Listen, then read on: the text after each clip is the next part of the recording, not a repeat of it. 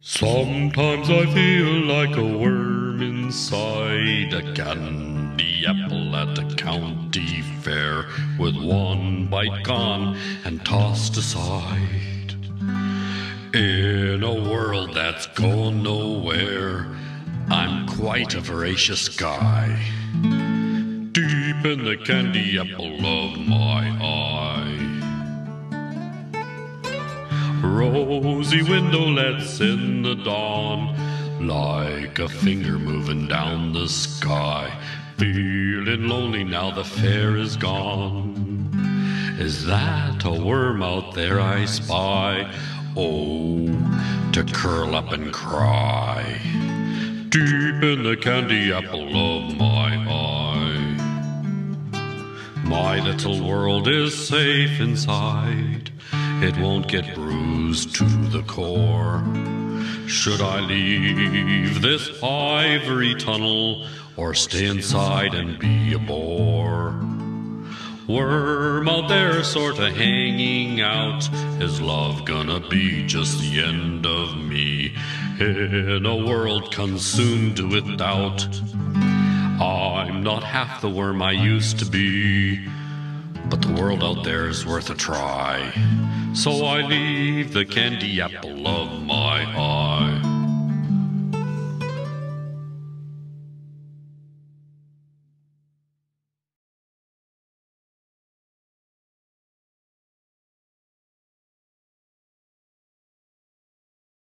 One day, Wilbur the worm crawled up an apple tree and curled up at a blossom.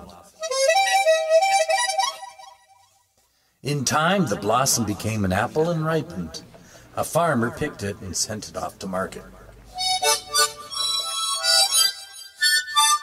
The candy apple man bought a barrel of apples, took them to the fair, and made a bunch of bright red candy apples. A little boy went to the fair with his mother, who bought him a candy apple. As they walked down the midway, he bit into the hard red candy coating. It was too sweet. He was lucky he didn't bite the side with the worm. The boy held on to the apple for a while, then tossed it behind a tree when no one was looking. A few days passed and the fair left town.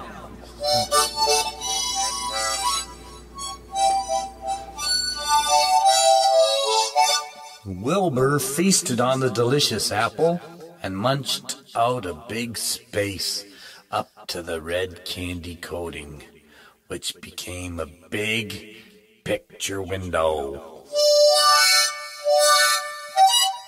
It was a very rosy window. One day, the back half of Wilbur wriggled its way out of the hole in the candy coating and swung around in front of the rosy window.